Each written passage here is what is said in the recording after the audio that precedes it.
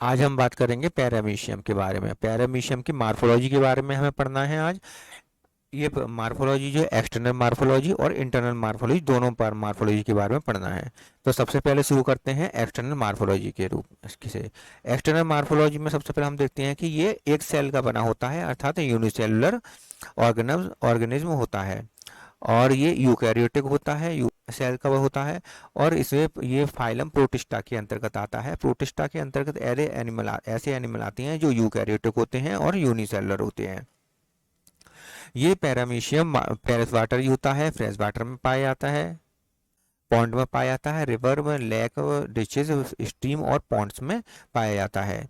Largest paramecium की बात करते हैं तो लार्जेस्ट पैरामीशियम में प्लाज्मेडियम पैरामीशियम कॉर्डेटम पाया जाता होता है। कॉर्डेटम में दो न्यूक्लियस पाए जाते हैं, एक बड़ा न्यूक्लियस होता है मैक्रो न्यूक्लियस कहलाता है, दूसरा स्मॉल न्यूक्लियस होता है माइक्रो न्यूक्लियस कहलाता है। पैरामीशियम ऑरेलिया में भी दो न्यूक्लियस पाए जाते हैं और ये दोनों ही माइक्रो न्यूक्लियस होते हैं। Paramecium multi micro nucleate paramecium multi micro nucleate में कई न्यूक्लियस पाए जाते हैं। मल्टी से पता चल रहा है कई न्यूक्लियस पाए जाते हैं इसमें। पैरामीशियम बुर्सेरिया में ये ग्रीन कलर का होता है और ये ग्रीन कलर का जूक्लोरेला सिम्बायोटिक एल्गी के कारण ये ग्रीन कलर का होता है। तो सबसे बड़ा हो गया पैरामीशियम कॉर्डेटम जिसमें दो न्यूक्लियस होते हैं, एक मैक्रो एक माइक्रो। पैरामीशियम ऑरेलिया, इसमें दो माइक्रो न्यूक्लियस होते हैं। और मल्टी माइक्रो न्यूक्लियटम, इसमें कई मैनी न्यूक्लियस पाए जाते हैं। और पर पैरामीशियम बुर्सेरिया इसमें ग्रीन कलर का होता है जूक्लोरेला सिम्बायोटिक एल्गी के कारण। अब इसका क्लासिफिकेशन देख लेते हैं। क्लासिफिकेशन में फाइलम आता है प्रोटिस्टा जिसमें यूनिसेलुलर यूकैरियोट्स आते हैं। सब फाइलम आता है सीलियोफोरा। क्लास आती है सीलिएटा। सीलिएटा क्लास जो होती है इसके अंदर सीलिया वाले, जिसमें सीलिया पाए जाते हैं, ऐसे एनिमल्स होते हैं। और इनमें सीलिएट एनिमल्स में दो कम से कम दो न्यूक्लियस या दो न्यूक्लियस से अधिक न्यूक्लियस पाए जाते हैं। दो कम से कम दो या उससे अधिक न्यूक्लियस पाए जाते हैं। ऑर्डर आता है हाइमेनो स्टोमेटिडा और जीनस इसका आता है पैरामीशियम और स्पीशीज हमने पढ़नी है कॉर्डेटम। पैरामीशियम का मतलब होता है ऑबलोंग और कॉर्डेटम इसलिए रखा गया है क्योंकि इसमें कॉर्डल टफ्ट पाया जाता है पोस्टीरियर एंड पर या कॉर्डल रीजन में। सीलिया से बना कॉर्डल टफ्ट पाया जाता है। पैरामीशियम का स्ट्रक्चर जो है इसमें एंटीरियर एंड और पोस्टीरियर एंड होती है, क्योंकि पैरामीशियम का मतलब तो ऑबलोंग, लंबाई में ऑबलोंग होता है। तो एंटीरियर एंड जो होता है वो ब्लंट होता है थोड़ा, और पोस्टीरियर एंड तो टेपरिंग होता है अर्थात पॉइंटेड होता है। इस पर सीलिया पाए जाते हैं, चारों तरफ सीलिया से ये कवर्ड होता है। यूनिफॉर्म सीलिया होते हैं अर्थात एक समान होते हैं सीलिया। केवल कॉर्डल वाले रीजन पर लंबे सीलिया पाए जाते हैं और ये लंबे सीलिया होने की वजह से एक गुच्छा या टफ्ट बन जाता है, जिसे हम कॉर्डल टफ्ट ऑफ सीलिया कहते हैं। इसकी पूरी बॉडी पैरामीशियम की पूरी बॉडी पेलिकल नामक स्ट्रक्चर से ढकी रहती है। ये पेलिकल जो है काफ़ी इलास्टिक होता है, इलास्टिक स्ट्रक्चर से ढकी रहती है जो पूरी बॉडी को कवर किए रहती है और प्लाज्मा मेम्ब्रेन के साथ ही कनेक्ट रहती है। थिन होती है, पेलिकल थिन होती है, टफ होती है, इलास्टिक होती है, कलरलेस होती है और शेप को मेंटेन कर किए रहती है और बाहर इंटरनल ऑर्गेनेल्स को प्रोटेक्ट किए रहती है। ठीक है, तो पेलिकल का क्या क्या काम होता है कि ये बाह्य और इंटरनल ऑर्गेनेल्स को प्रोटेक्ट किए रहती है, शेप को मेंटेन किए रहती है, कलरलेस, इलास्टिक, टफ और थिन प्रकार की होती है। सबसे पहले इससे पहले हम आपको बता दें कि जो पैरामीशियम है, पैरामीशियम में सबसे बड़े जो पैरामीशियम होता है वो पैरामीशियम कॉर्डेटम होता है। कौन सा होता है? पैरामीशियम कॉर्डेटम होता है। उसके बाद इसमें दो न्यूक्लियस होते हैं। पैरामीशियम ऑरेलिया में दो माइक्रो न्यूक्लियस होते हैं। पैरामीशियम मल्टी माइक्रो न्यूक्लिएटम में कई न्यूक्लियस होते हैं। और पैरामीशियम ब्रुसेरिया में ग्रीन कलर का होता है और ये ग्रीन कलर जूक्लोरेला सिम्बायोटिक एल्गी के कारण होता है। ठीक है, अब ये देखिए ये पेलिकल जो होती है वो थिन होती है, इलास्टिक होती है। इसके बाद हम देखते हैं कि पेलिकल के बाद जो आता है सीलिया आते हैं। सीलिया यूनिफॉर्म होते हैं ठीक है। और पेलिकल के ठीक नीचे ये इसमें दिखाया गया है ब्लैक रंग की जो पॉइंटेड स्ट्रक्चर दिखाए गए हैं, बिंदी ऐसी स्ट्रक्चर दिखाई देंगे, ये ट्राइकोसिस्ट हैं। क्या है ये? ट्राइकोसिस्ट, ट्राइकोसिस्ट हैं ये। ये पेलिकल के ठीक नीचे पाई जाती हैं और इनका काम होता है ऑफेंस एंड डिफेंस करना, अर्थात सुरक्षा प्रदान करना। ये पैरामीशियम को सुरक्षा प्रदान करते हैं, ऑफेंस एंड डिफेंस में हेल्प करते हैं। ठीक है। अब यहाँ पर देख लेते हैं अगला स्ट्रक्चर है साइटोप्लाज्म। साइटोप्लाज्म, इसका साइटोप्लाज्म दो भागों में बटा हुआ होता है। पेरीफेरी पर एक्टोप्लाज्म होता है जिसमें ट्राइकोसिस्ट पाए जाते हैं, और दूसरा होता है एंडोप्लाज्म जो कि अंदर की तरफ होता है, सेंटर की तरफ होता है। ठीक है। तो ये दो भागों में इसका साइटोप्लाज्म बटा होता है। अगला जो हेडिंग है वो है ओरल ग्रूव। ओरल ग्रूव जो है ये वेंट्रल साइड पर पाया जाता है। इसकी एक साइड वेंट्रल साइड होती है और एक साइड डोर्सल साइड होती है। वेंट्रल साइड पर ओरल ग्रूव पाया जाता है, इसलिए इस साइड को, वेंट्रल साइड को ओरल साइड भी कहते हैं और डोर्सल साइड को एबोरल साइड भी कहते हैं। ओरल ग्रुप में ये देखिए आप जो स्ट्रक्चर देख रहे हैं कि ये स्ट्रक्चर जो है ओरल ग्रुप में एक कैविटी इस टाइप का बनाता है जो कि इसमें तीन प्रकार की सीलियाँ पाई जाती हैं। ओरल ग्रुप वेस्टिब्यूल से कनेक्टेड रहता है। जो ओरल ग्रुप है ये ऊपर की तरफ एंटीरियर पोर्शन पर कंटिन्यू करता है और एंटीरियर सिरे तक जाता है। वेंट्रल साइड पर लेफ्ट साइड में वेंट्रल साइड के या ओरल साइड के लेफ्ट साइड में ओरल ग्रुप पाया जाता है, और ये ओरल ग्रुप ऊपर एंटीरियर एंड की तरफ जाता है और नीचे की तरफ केवल साइटोफेरिंक्स तक ही जा पाता है। तो यहाँ से लेकर यहाँ तक, साइटोफेरिंक्स से लेकर एंटीरियर एंड तक ये फैला हुआ होता है। ओरल ग्रुप जो है ओरल वेस्टिब्यूल को कंटिन्यू करता है और वेस्टिब्यूल माउथ को कंटिन्यू करता है। माउथ क्या होता है? ये large oblique pocket like structure होता है oral group. Ventral lateral side पर होता है। वेंट्रल ये बी शेप्ड कैविटी बनाता है और बी शेप्ड कैविटी को हम कहते हैं वेस्टिब्यूल। वेस्टिब्यूल को कंटिन्यू करता है और ये लीड करता है ओवल शेप्ड साइटोस्टोम को, जो कि इसका माउथ कहलाता है। माउथ लाइक स्ट्रक्चर साइटोस्टोम को लीड करता है। ये रहा साइटोस्टोम, साइटोस्टोम यहाँ पर है और ये साइटोस्टोम को लीड करता है। साइटोस्टोम बकल कैविटी, साइटोस्टोम जो है वो साइटोस्टोम को लीड करता है और साइटोस्टोम जो है वो आगे चल के साइटोफेरिंग्स को लीड करती है। साइटोस्टोम साइटोफेरिंग्स को लीड करती है और साइटोफेरिंग्स फूड वैक्यूल में वैक्यूल का निर्माण करती है। ठीक है। तो इस प्रकार क्या है कि ओरल ग्रुप जो है left ventral left lateral side पर होता है और ये एंटीरियर एंड तक फैला रहता है। ये पॉकेट लाइट स्ट्रक्चर होता है। ये oral group pocket light structure होता है।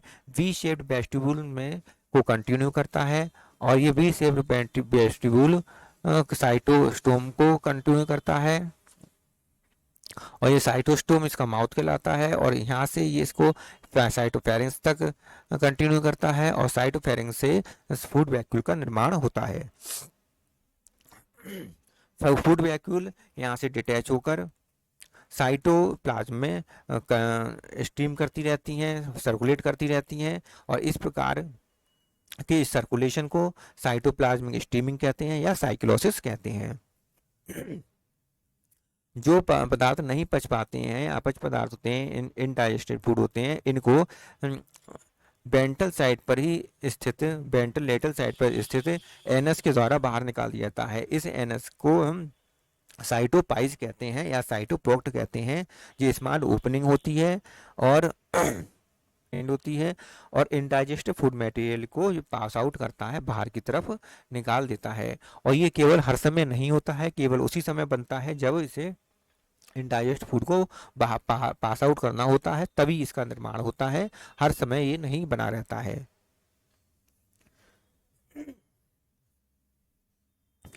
इसके बाद आता है side contractile vacuole. Contractile vacuole दो प्रकार की कॉन्ट्रेक्टाइल वैक्यूल होती हैं इसमें। एक तो होती है एंटीरियर कॉन्ट्रेक्टाइल वैक्यूल, जो कि एंटीरियर पोर्शन से वाटर का रेगुलेशन या ऑस्मो रेगुलेशन का काम करती है। दूसरी होती है पोस्टीरियर पोस्टीरियर कॉन्ट्रेक्टाइल वैक्यूल। ये पोस्टीरियर भाग से, पोस्टीरियर एंड से वाटर को रिमूव कर, एक्सेस वाटर को रिमूव करती है और ऑस्मो रेगुलेशन का काम करती है। ठीक है, तो इस प्रकार इसमें दो दो कॉन्ट्रेक्टाइल वैक्यूल होती है। Anterior contractile vacuole less active होती है, जबकि पोस्टीरियर कॉन्ट्रेक्टाइल वैक्यूल अधिक एक्टिव होती है। इसमें दो प्रकार के न्यूक्लियस पाए जाते हैं जो कि सेंटर में पाए जाते हैं। एक बड़ा न्यूक्लियस होता है जिसे मैक्रो न्यूक्लियस कहते हैं, ये बीन शेप्ड होता है या किडनी शेप्ड होता है।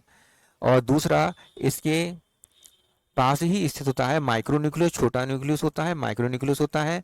मैक्रो न्यूक्लियस वेजिटेटिव न्यूक्लियस होता है, जो कि ऑर्गेनेल्स में या ऑर्गन के इसमें पैरामीशियम में होने वाली क्रियाओं पर नियंत्रण रखता है, कंट्रोल रखता है। और माइक्रो न्यूक्लियस जो है इसमें डिवीजन में या जनन की क्रिया में भाग लेता है। देखिए अब ये साइज देखते हैं। इसमें साइज जो है 50 म्यू से 300 म्यू होता है पैरामीशियम कॉर्डेटम का। इसकी लेंथ जो होती है 0.15 से 0.3 होती है, और चौड़ाई इसकी 0.45 से 0.07 मिलीमीटर होती है। शेप जो होता है इसका स्लीपरी चप्पल जैसा होता है, चप्पल के सोल जैसा होता है, इसीलिए इसे स्लीपर एनिमल क्यूली कहते हैं, स्लीपर एनिमल क्यूल कहते हैं इसे। इसका एंटीरियर एंड राउंडेड होता है और पोस्टीरियर एंड पॉइंटेड होता है। तो यही सब इसमें लिखना है। पेलिकल जो होती है वो कवर, बॉडी को कवर करने वाली होती है, बॉडी को कवर करती है, और ये प्लाज्मा मेम्ब्रेन से कनेक्टेड होती है। थिन होती है पेलिकल, पेलिकल टफ होती है, इलास्टिक होती है, कलरलेस होती है, और बॉडी का शेप मेंटेन किए रहती है, और इंटरनल ऑर्गेनेल्स को ये प्रोटेक्ट करती है। इसके साथ ही साथ अगला है कि सीलिया इसमें पाए जाते हैं पैरामीशियम में। तो सीलिया लगभग 10,000 से 14,000 सीलिया इसमें पाए जाते हैं। पैरामीशियम कॉर्डेटम में 10,000 से लेकर 14,000 सीलिया पाए जाते हैं। ओरल सीलिया होते हैं, कुछ बॉडी सीलिया होते हैं। ओरल सीलिया ओरल ग्रुप में पाए जाते हैं और वेस्टिब्यूल में पाए जाते हैं। ओरल ग्रुप और वेस्टिब्यूल में ओरल सीलिया पाए जाते हैं, और ये फूड को कलेक्ट करने का काम करते हैं। जबकि बॉडी सीलिया जो हैं वो लोकोमोशन का काम करते हैं और बॉडी की पूरी सरफेस पर पाए जाते हैं और लोकोमोशन का काम करते हैं। सीलिया जो होते हैं वो कुछ मॉडरेट प्रकार के होते हैं, मतलब ना लंबे ज़्यादा ना छोटे, मॉडरेट साइज के होते हैं, और यूनिफॉर्म पूरी लंबाई में, पैरामीशियम की पूरी लंबाई में यूनिफॉर्मली पाए जाते हैं। ठीक है, लेकिन पोस्टीरियर एंड पर कुछ बड़े सीलिया पाए जाते हैं, क्वाइट लॉन्गर, थोड़े बड़े सीलिया पाए जाते हैं, और ये कॉर्डल टफ्ट बनाते हैं। इसी कॉर्डल टफ्ट के कारण ही हम पैरामीशियम को पैरामीशियम कॉर्डेटम के नाम से जानते हैं। इसके बाद आता है ओरल ग्रुप। ओरल ग्रुप में हम ये देखते हैं कि ओरल ग्रुप जो है वो लार्ज होता है, ओब्लिक होता है, और पॉकेट लाइक डिप्रेशन पाया जाता है।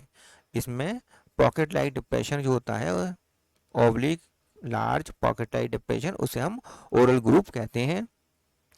ये वेंट्रोलेटरल सरफेस पर पाया जाता है।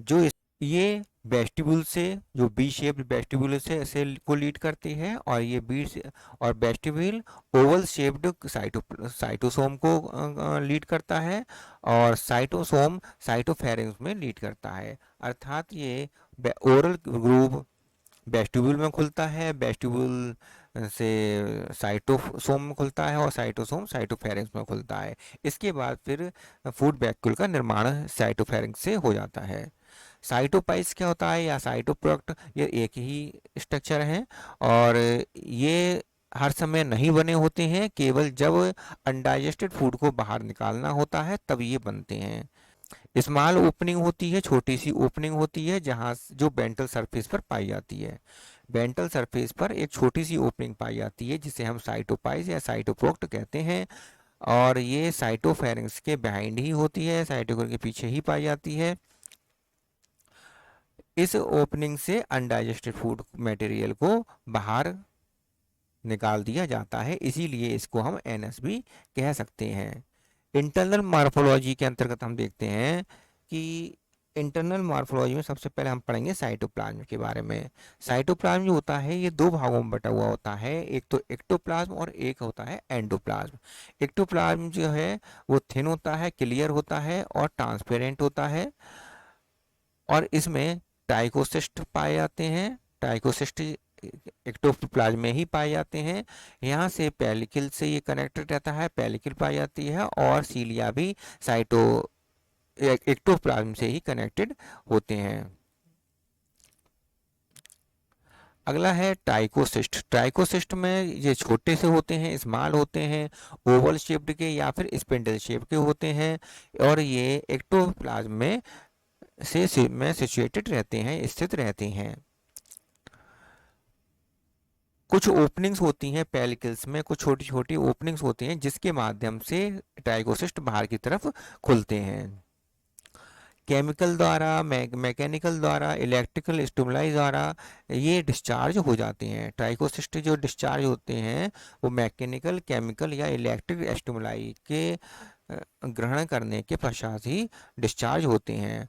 एक बार डिस्चार्ज होने के बाद नए टाइकोसिस्ट बन जाते हैं। नए टाइकोसिस्ट का निर्माण काइनेटोसोम करता है। नई टाइकोसिस्ट का निर्माण काइनेटोसोम करता है। और टाइकोसिस्ट ऑफेंस और डिफेंस मैकेनिज्म में काम आते हैं, अर्थात ये सुरक्षा का काम करते हैं। हेल्प टू फॉर्म एंडोस्केलेटन या सपोर्ट द बॉडी। बॉडी को सपोर्ट करने का काम करते हैं या एंडोस्केलेटन का काम करते हैं, और सुरक्षा का तो विशेष काम इनका होता ही है। इसके बाद आता है एंडोप्लाज्म। एंडोप्लाज्म फ्लूइडी होता है, वॉल्यूमिनस होता है और थिक होता है, ग्रेनुलर पार्ट होता है। एंडोप्लाज्म में दो न्यूक्लियस पाए जाते हैं, दो न्यूक्लियस पाए जाते हैं।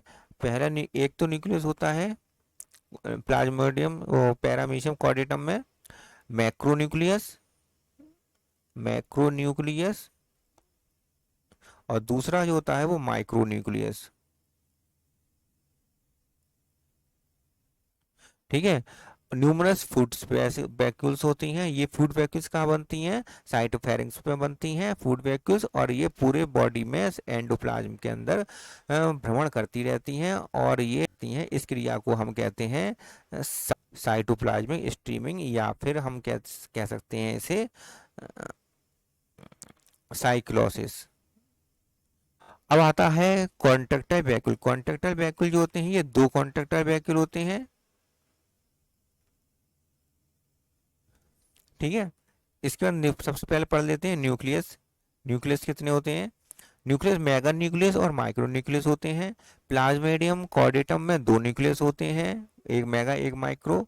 और प्लाज्मेडियम ऑरेलिया में प्लाज्मेडियम ऑरेलिया में दो माइक्रो न्यूक्लियस होते हैं, और प्लाज्मेडियम मल्टी माइक्रो न्यूक्लिएटम में मैनी न्यूक्लियस पाए जाते हैं। मेगा न्यूक्लियस किडनी शेप्ड होता है। मेगा न्यूक्लियस कैसा होता है? किडनी शेप्ड होता है। Located middle dorsal part of body. Body के डोर्सल पार्ट में ये स्थित रहता है, और साइटोप्लाज्म के अपोजिट स्थित रहता है। साइटोफेरेंक्स के अपोजिट ये स्थित रहता है। असेक्सुअली डिवाइड करता है। मेगा न्यूक्लियस कैसे डिवाइड करता है? असेक्सुअली डिवाइड करता है। न्यूक्लियर मेम्ब्रेन इसमें नहीं पाई जाती है। न्यूक्लियर मेम्ब्रेन इसमें नहीं पाई जाती है। Divide and amitotically during transverse binary fission. जब ट्रांसवर्स बाइनरी फिशन होता है उस समय ये एमाइटोटिकली डिवाइड करते हैं। वेजिटेटिव इन फंक्शन। फंक्शन में ये वेजिटेटिव फंक्शन होता है इनका, अर्थात ये मेटाबॉलिक एक्टिविटी को कंट्रोल करते हैं।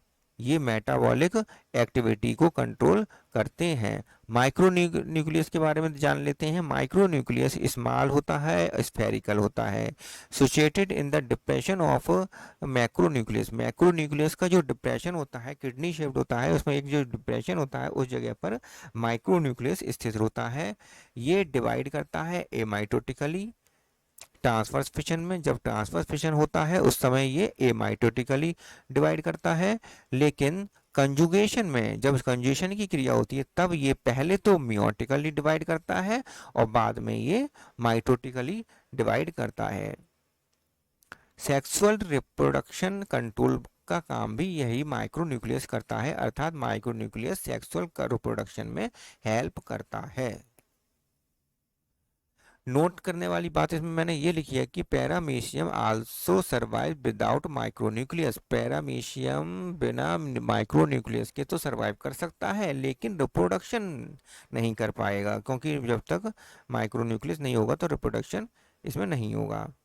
इसके बाद आता है कॉन्ट्रैक्टाइल वैक्यूल, जो कि हमने अभी इंटरनल मार्फोलॉजी में पढ़ा कि कॉन्ट्रैक्टाइल वैक्यूल भी इसमें पाए जाते हैं एंडोप्लाज्म। ठीक है, तो कॉन्ट्रैक्टाइल वैक्यूल के बारे में जान लेते हैं। Present at the anterior and posterior and. तो ये दो कॉन्ट्रैक्टाइल वैक्यूल, इनकी संख्या दो होती है, दो होते हैं। एक तो होता है एंटीरियर एंड पर, दूसरा होता है पोस्टीरियर एंड पर। Each contractile vacuole is connected with 8 या 10 रेडियल कैनाल से ये कनेक्ट रहते हैं, अर्थात जो कॉन्ट्रैक्टाइल वैक्यूल हैं वो उनमें रेडियल कैनाल पाई जाती हैं। ये रेडियल कैनाल इस तरह से 8 से लेकर 10 तक रेडियल कैनाल पाई जाती हैं, जो वाटर को एकत्र करती हैं और सेंटर वाले कॉन्ट्रैक्टाइल वैक्यूल में इसके अंदर भर देती हैं। Both contractile vacuole works alternatively, अर्थात एक जो पहले एक वर्क करेगा फिर दूसरा वर्क करता है फिर पहला वाला वर्क करता है, इस प्रकार अल्टरनेटिवली ये वर्क करते हैं। Posterior work rapidly then anterior contractile vacuole. तो एंटीरियर कॉन्ट्रैक्टाइल वैक्यूल से ज़्यादा तेजी से तो पोस्टीरियर वर्क करता है, रैपिडली वर्क करता है पोस्टीरियर कॉन्ट्रैक्टाइल वैक्यूल ज़्यादा तेजी से वर्क करता है बजाय एंटीरियर कॉन्ट्रैक्टाइल वैक्यूल के। इट इज़ नियर साइटोफेरिंक्स, और ये साइटोफेरिंक्स के पास पाया जाता है। पोस्टीरियर कॉन्ट्रैक्टाइल वैक्यूल साइटोफेरिंक्स के पास पाया जाता है, और साइटोफेरिंक्स के पास पाए जाने के कारण साइटोफेरिंक्स के द्वारा अधिक वाटर आता है। जब वो भोजन एक ग्रहण करता है तब वाटर भी साथ में आता है, और ज़्यादा वाटर आने के कारण पोस्टीरियर कॉन्ट्रैक्टाइल वैक्यूल तेजी से वर्क करता है, काम करता है, जिससे कि ऑस्मो रेगुलेशन की क्रिया कर सके। It help in the removal of the CO2 को ये रिमूव करने का काम करता है। अदर मेटाबॉलिक वेस्ट, दूसरे मेटाबॉलिक वेस्ट को भी ये रिमूव करता है। बॉडी से ये बाहर मेटाबॉलिक वेस्ट को भी निकालता है और CO2 को भी निकालता है, वाटर तो निकालता ही है। कंट्रोल द ऑस्मो रेगुलेशन को कंट्रोल करता है। तो इसके इतने सारे मेन काम हो जाते हैं। फूड वैक्यूल के बारे में देख लेते हैं कि फूड वैक्यूल जो होते हैं न्यूमेरस होते हैं, मतलब बहुत सारे होते हैं फूड वैक्यूल्स, और नॉन कॉन्ट्रैक्टाइल होते हैं, इसमें कॉन्ट्रैक्शन नहीं होता है।